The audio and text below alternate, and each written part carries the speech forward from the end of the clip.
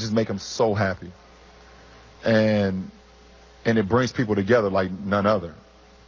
And we're not going to let, I'm not going to let, well, I'll have this platform to let one individual, no matter the power, no matter the impact that he should have or she should have, ever use sport as a platform to divide us. And then you go to the other side, and when you don't talk about sports, and they try to divide us from that side as well. And the one thing that I can say and just think about is how can we personally, throughout everything that guy is doing, no matter if you voted for him or not, you may have made a mistake, and that's okay. If you voted for him, it's okay. I mean, I've done things for my kids and realized I shouldn't have gave my daughter that many damn Skittles. Maybe I shouldn't have done that. She won't go to sleep now. Can we sit up here and say that I'm trying to make a difference? And can we sit up here and say that I can look myself in the mirror and say that I want the best for the American people, no matter the skin color, no matter the race, no matter how tall or athletic you are or whatever the case may be? Can we sit up here and say that we are trying to make a difference? Because we know this is the greatest country in the world. It's the land of the free. But we still have problems just like everybody else. And when we have those problems, we have to figure out a way how we come together and be as great as we can be as the people. Because the people run this country, not one individual. And damn sure not him. Yeah, so as I got this platform and as I have a way to inspire and I have a way for my word to be bond. I will lend my voice, I will lend my passion, I will lend my money, I will lend my resources to my youth in my inner city and outside of my inner city to let these kids know that, you know, there is hope, there's greater walks of life, and not one individual, no matter if it's the President of the United States or if it's someone in your household, can stop your dreams from becoming a reality. And it's that simple. Or maybe not that simple if you can't appreciate it. Hey, Bron, Tom Withers, AP again. Is there any regret that you got into a name-calling situation with the president? No. A name-calling? What'd I say? Let me hear you say it. Called him a bum. It's not a name call. It's no, you bum. Me and my friends call each other that all the time. I'm not his friend though. I don't want to see that on the note. He's not my friend. Hey, no. That was the first thing that when I woke up and saw what he said about Steph Curry. First of all, it's so funny because it's like you invite me to your party, right? But matter of fact, it's not like you invited me. It's almost like, you know, Tom, hey, I'm not going to be able to make it. I'm not coming. And then you'd be like, hey, LeBron, guess what? You're not invited. I wasn't coming anyways. So that was funny to me when I woke up and saw that. So my first initial response was, you bum. I can't. First of all, you don't understand the magnitude, and you don't understand. He doesn't understand the power that he has for being the leader of this beautiful country. He doesn't understand how many kids, no matter the race, look up to the President of the United States for guidance, for leadership, for words of encouragement. He doesn't understand that. And that's what makes me more sick than anything, that we have someone as this is the number one position in the world. Do you guys agree? Being the President of the United States is the most powerful position in the world. I don't know of another one. And if you can find one, let me know. It's the most powerful position in the world. And we are at a time where the most powerful position in the world has an opportunity to bring us closer together as a people and inspire the youth and put the youth at ease on saying that it is okay for me to walk down the street and not be judged because of the color of my skin or because of my race. And he has no recollection of that, and he doesn't even care. Maybe he does, but he doesn't care. So, do I take away? Do I just say take away you bum off my? No, because if I did, I would have deleted my tweet. Do you find it? Is there a positive in all this, Bron? In that absolutely, the conversation. He's awakened people, and conversations are happening. The conversation has happened. Me, D. Wade, Melo, and CP stood on the biggest night of sports at the ESPYs. Stood on the stage. That's the biggest night in sports, where all our colleagues from all over the world, all other sports and champions, and people who've been praised all over the world for their accomplishment over that last year. And we stood on stage and we understood the magnitude that we were headed into. So I love the fact that the conversation has started. I watched Sunday Countdown yesterday at 10 o'clock. And for the first 20 minutes, Charles Woodson, Rex Ryan, Randy Moss, those guys all sat up there and talked about it for 30 minutes. And Rex Ryan, if you guys saw it, said he supported Trump in the beginning. And he voted for Trump and gave Trump money and actually had a rally for Trump. And he said he don't know if he made the right choice. So the conversation is being had. LeBron, Scott Sargent, WFNY. You started off your kind of presentation about the unifying measures in the NFL and how proud you were to see that.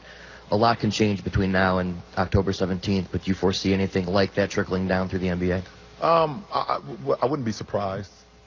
I wouldn't be surprised if something trickled down to the NBA if no change happened between now and the 17th. So I wouldn't be surprised.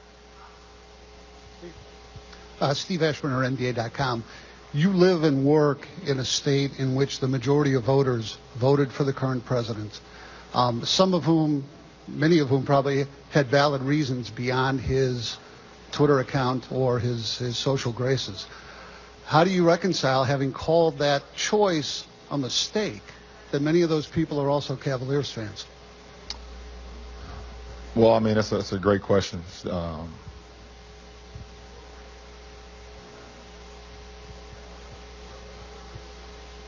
At the end of the day, like I said, you can. I don't think a lot of people was educated, and I think that's one of the biggest problems that we have when it becomes vote time. That people are just not educated on either the individual or what's actually going on in the state of the world right now. Not like that particular state, but in the state of the world. I don't think a lot of people are educated. And they make choices and say things that's uneducated.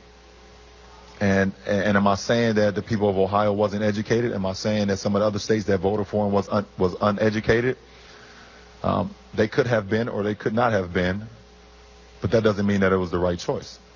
I mean, you can go back into the history of time of sports and say the same thing, because we keep bringing sports and politics into it. So you can look back at some of the greatest drafts of all time and say that, okay, did the Trailblazers make the right choice when they took Sam Bowie?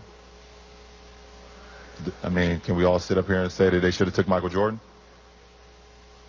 Yes or no? So, for me as a professional athlete in this state, and even though this state voted for Trump, that doesn't stop me inspiring the people of this state and inspiring the youth. Because I would be even more at wrong if I started to down the people of Ohio. That makes zero sense. My job and my calling is much bigger than that guy. I don't even like saying his name. So while I have this platform, I will continue to inspire the state of Ohio, not only by what I do on the floor, but also by putting 1,300 kids in the school and spending almost $45 million. LeBron, Harry Boomer, Channel 19, how are you? Fantastic. Good to see you. Good to see you, too. Question for you. You drawn a long line of African-American athletes, Kareem Abdul-Jabbar, Muhammad Ali, in speaking out. There have been others who have supposedly looked at the bottom line and said it is not advantageous for me dollar-wise to speak up and speak out on issues that could be divisive. Your thoughts on the monetary aspect of if you think you might lose some money, or do you really care about that at this point? I can only speak for myself. I can't speak for none other. I definitely know the people that's paved the way for myself today.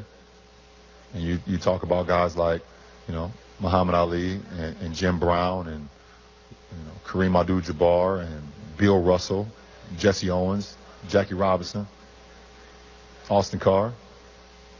These guys paved the way for guys like myself where I can feel confident about my words. I can feel confident about what I say, and hopefully that it hits home for somebody. I don't really get involved into the money issue thing, because I'm doing okay for myself. I'm doing okay for myself. My family's doing okay. But even if we weren't doing okay financially, I would still be trying to find a way to just better the youth and inspire the youth. So, but like I said, I can only speak for myself. Thank you. Nolan from the Medina. You turn his mic up. Rick Nolan from the Medina Gazette. If things aren't improved by the 17th, could you ever see yourself doing something a la the NFL, or taking a knee during the anthem, or how would you feel if you didn't do it, if any of your teammates did? Listen, I think we all have the right to express our feelings about whatever that's going on in that particular time, and I can respect that from my teammate or respect that from anybody in the league. For me personally, my voice, for me personally, is more important than my knee. I talk to you guys every single day, and what I say, I think it should hit home for a lot of people and know where I stand. I don't believe that I have to get on my knee for me to even further what I'm talking about. But I don't down anybody that's doing it in the NFL. I salute Colin Kaepernick for being as powerful as he was and being the one that he had to fall on the sword, unfortunately. And I hate that. And I hope that some NFL owner, I wish I owned the NFL team right now, I'll sign him today. But I'm not. But I think my voice and what I do in my community and what I stand for, I don't think that I have to show you guys more by getting on a knee or doing something else or trying to create something else. But I think it's powerful what all these athletes are doing. We even had the first baseball player to do it 2 nights ago, I believe, wasn't it? 2 nights ago? That's phenomenal. So, I commend these guys, and I commend everybody that's just trying to make a difference. Because it's not about, we need to get this, it's not about the disrespect of the flag and our military and everybody that has made this world free. It is about equality and people having the option and the freedom to speak upon things that they feel that's not unjust. It's not about the disrespect of the flag. And I hope if anybody have anyone here that has any family members in the military or anybody that's ever been in any walks of life to try to save this world, because I do not. I have no family members. But I do understand that this is not a disrespect to the men and women who have served our world to help us become free. It's not about that. And the people that's trying to divide us are the ones who are trying to say that is a disrespect to the military families and to the people who served our country. It is not about that. It's the furthest away from that. Sorry. Jason Lloyd, The Athletic. You've made your feelings abundantly clear on the president. Dan has an opposite view, obviously. He's been a financial supporter of Trump. He was at the White House in June. Donald called him a good friend, I believe. Has that had any impact on your relationship with him, and is that anything that you guys have discussed? We have not discussed it face to face. It has no impact. I think if,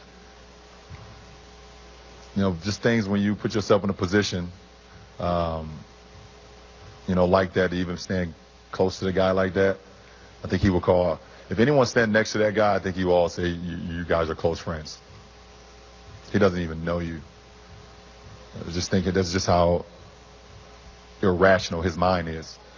I can't speak for Dan. He's his own man, and I can't speak for the situation that happened. I can't speak for that, and he can tell you about that. But I think for me as a player of this franchise, then I got to just continue to do what I can do to help better this team, better the conversation, and continue to inspire. But I can't. It hasn't changed my relationship, and it hasn't changed my outlook on the situation. You guys know how I feel about that. Tom Withers, AP again. We missed anything, Bron? Yeah, my new teammates. Yeah, I could go out. You don't even have to ask me. Yeah, IT. First of all, I love Isaiah, and first of all, you guys know what he did for that franchise in Boston. He captivated the fans, captivated the city. I watched a lot of the Boston games, and listen to Tommy Heisman and keep calling him the little guy, the little guy, and it's seeing what he had to go through last year in the playoffs with the obviously I don't want to bring that up because I know he's trying to move forward, so I don't even want to bring that up, but we all know what I'm talking about, and for him to go out and still play the way he played, and I think it's just unfortunate that there had to be a change of scenery for him. I think he, his guy who was picked last in the draft, you call that Mr. Irrelevant, who's made himself an NBA All-Star and a big-time player, and felt like he finally had found a home, and just goes to show you how, it's just all about business. It's all about business. You guys see my tweets on that issue too, so you go back if you want to bring that up. But move on to Jay. Has a lot of battles with Jay over the last few years, and I love the acquisition of having Jay around. His toughness, his ability to guard 2s, 3s, and 4s, some 5s in our league. Not afraid to even guard some 1s. His ability to shoot the 3 gives us a lot more space, but his ability to cut too and move without the ball is something that a lot of people don't talk about. Jose, a steady point guard who's always been in the 40s in three-point percentage and also led the league in free throws at one point when he was in Toronto, I believe. Going into my Rolodex here now. So I'm great to have him. I'm excited more than anybody about Derek and D Rose. The kid has a lot to prove. From competing against him from so many years, especially in Miami when he was with Chicago, knowing the competitor that he has or he's been over the years. Been a fan of him for a long time, and I never thought in my wildest dreams that I'd be a teammate of his. I think he had a hell of a season last year, and people don't really see it because of the chaos that was going on in New York. Played 64 games, averaged 18 points, and 4-4. Played 64 games. And I'm excited to have him here because I want people to know that D Rose can still play the game at a high level. Jeff Green, I'm happy to have him. Another wing that can play multiple positions, can guard multiple positions, very athletic, and another guy that has a chip on his shoulder. All the guys that we picked, and Kobe did a great job of going to get them, they all got chips on their shoulders, and they all either want to not only prove people wrong, but prove themselves right more than anything, that they belong here and they can play at a high level. And then, I haven't seen Big Z. I'm sorry, Zia, where your jersey at? Might strike me down. We get Z in the trade too from Boston, another big kid, young guy that we hope to develop over the course of the season. And, if his number is ever called, I think we see what he can do. And Jetty, it's Jetty, right? With a C? Am I saying it right? Jetty with a C, right? Watched him in EuroLeague this summer. Super athlete, runs the floor extremely well and plays some great ball for his national team. So, it'd be great to see him develop and compete against him throughout training camp and throughout the season, and see what his outlook on our team can be as well. Have I missed anybody? Is that it for the additions? That's it? Is that it for the questions? You guys got me for like 2 more questions. You can ask me anything, and I'm out of here.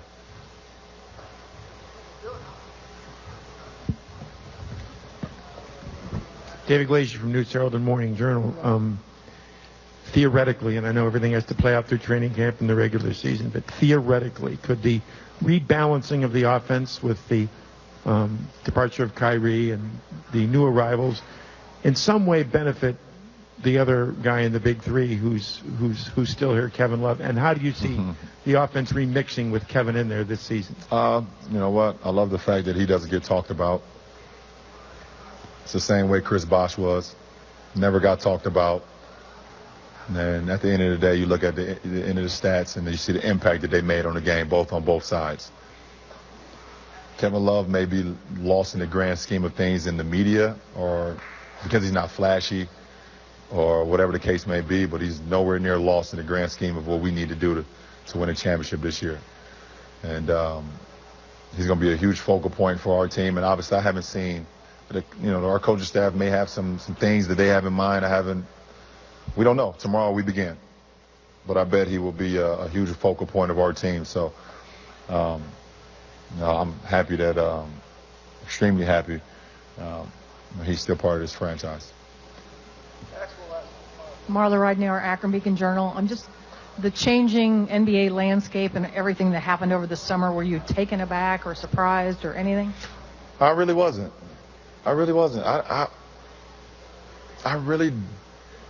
I spent so much time with my boys and my daughter this summer.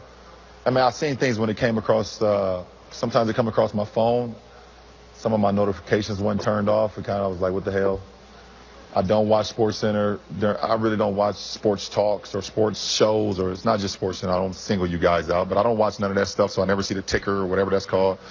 I do watch NBA TV because I like watching vintage games when they come on, so I watched a lot of vintage games this summer, besides Game 5 of the 2017 Finals. That's the only game I didn't watch. So I've seen a lot of the things going on, and I knew we were in play for a few guys and things of that nature that didn't happen. And I kind of just moved on. I really didn't invest too much into it. I really don't get involved into fantasy basketball. When I know something is official, then I get really excited. And other than that, I just kind of just keep it even keel, because I've seen so many things go both ways. You feel like you got a player, or you feel like this player is going there, and then the last minute something happens and you like him. So, but other than that, I really didn't get to invest it until this summer. I think the game, one thing I can say, this is the best NBA offseason I've ever seen. And I've been watching the NBA for 27 years, and I've been a part of the NBA for now 15 years, and it's probably the best NBA offseason that I've ever seen. And I wasn't a part of it that much. That's a pretty cool thing. That's it?